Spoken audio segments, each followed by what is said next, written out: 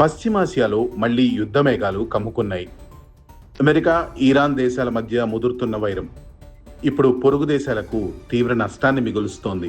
బుధవారం తెల్లవారుజామున కువైట్ అంతర్జాతీయ విమానాశ్రయంపై ఇరాన్ డ్రోన్లు, క్షిపణులతో విరుచుకుపడింది. ఈ భీకర దాడిలో ప్యాసింజర్ టెర్మినల్ 1 పూర్తిగా ధ్వంసమవగా ఒకరు ప్రాణాలు కోల్పోయారు.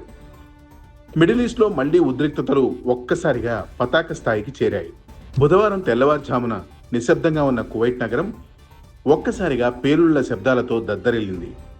ఇరాన్లోని గెరుక్ ఖేష్మ్ ఐలాండ్స్పై అమెరికా దాడులకు ప్రతీకారంగా కువైట్ అంతర్జాతీయ విమానాశ్రయాన్ని లక్ష్యంగా చేసుకుని ఇరాన్ సైన్యం భారీ సంఖ్యలో డ్రోన్లు, బాలిస్టిక్ క్షిపణులను ప్రయోగించింది. అమెరికా సెంట్రల్ కమాండ్ నివేదికల ప్రకారం ఇరాన్ ప్రయోగించిన కొన్ని భారీ బాలిస్టిక్ క్షిపణులు గమ్యస్థానాన్ని చేరకముందే గగనతలంలోనే విచ్ఛిన్నమవగా, అధునాతన ఆత్మాహుతి డ్రోన్లు మాత్రం కువైట్ ఎయిర్పోర్ట్ రక్షణ వలయాన్ని ఛేదించుకొని లోపలికి దూసుకెళ్లాయి. ఈ డ్రోన్లు నేరుగా కువైట్ ఎయిర్పోర్ట్లోని ప్రధాన ప్యాసింజర్ టెర్మినల్ 1 భవనాన్ని బలంగా ఢీకొట్టాయి. క్షణాల వ్యవధిలో జరిగిన ఈ పేలుళ్ల ధాటికి టెర్మినల్ భవనం పాక్షికంగా కూలిపోయింది. విమానాశ్రయ ప్రాంగణం అంతా దట్టమైన పొగలు కమ్ముకున్నాయి. కువైట్ విదేశాంగ మంత్రిత్వ శాఖ అధికారికంగా ప్రకటించిన వివరాల ప్రకారం ఈ ఘోర ప్రమాదంలో ఒకరు అక్కడికక్కడే మరణించగా మరికొంతమంది తీవ్రంగా గాయపడ్డారు. క్షతగాత్రులను వెంటనే సమీప ఆసుపత్రులకు తరలించి అత్యవసర చికిత్సను అందిస్తున్నారు. టెర్మినల్ భవనంతో పాటు రన్వే సమీపంలోని పలు కీలక సాంకేతిక విభాగాలు కూడా ఈ దాడిలో తీవ్రంగా దెబ్బతిన్నాయి.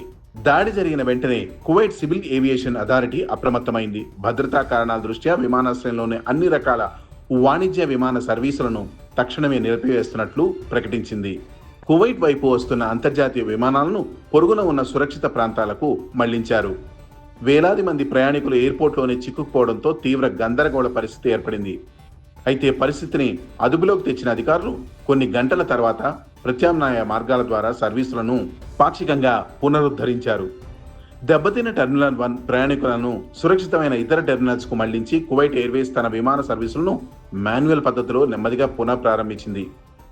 గత 24 గంటలుగా అమెరికా, ఇరాన్ మధ్య చోటు చేసుకుంటున్న పరిణామాలే ఈ దాడికి ప్రధాన కారణంగా కనిపిస్తున్నాయి.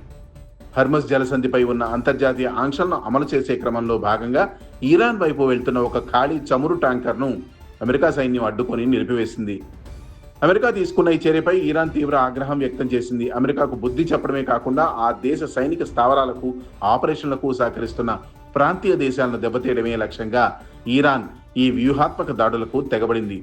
ఇందులో భాగంగానే కువైట్ను లక్ష్యంగా చేసుకోగా బహ్రెయిన్ వైపు ఇరాన్ ప్రయోగించిన క్షిపణులను అమెరికా రక్షణ వ్యవస్థలు గాల్లోనే కూల్చివేశాయి. ప్రస్తుతానికి కువైట్ ఎయిర్పోర్ట్ వద్ద పరిస్థితి నియంత్రణలోనే ఉన్నప్పటికీ ఎప్పుడు ఏం జరుగుతుందో తెలియని ఉత్కంఠ నెలకొంది. ఇరాన్ చర్యను కువైట్ సహా పలు అరబ్ దేశాలు తీవ్రంగా ఖండించాయి. ఐక్యరాజ్య సమితి సైతం ఇరుపక్షాలు సంయమనం పాటించాలని కోరుతోంది.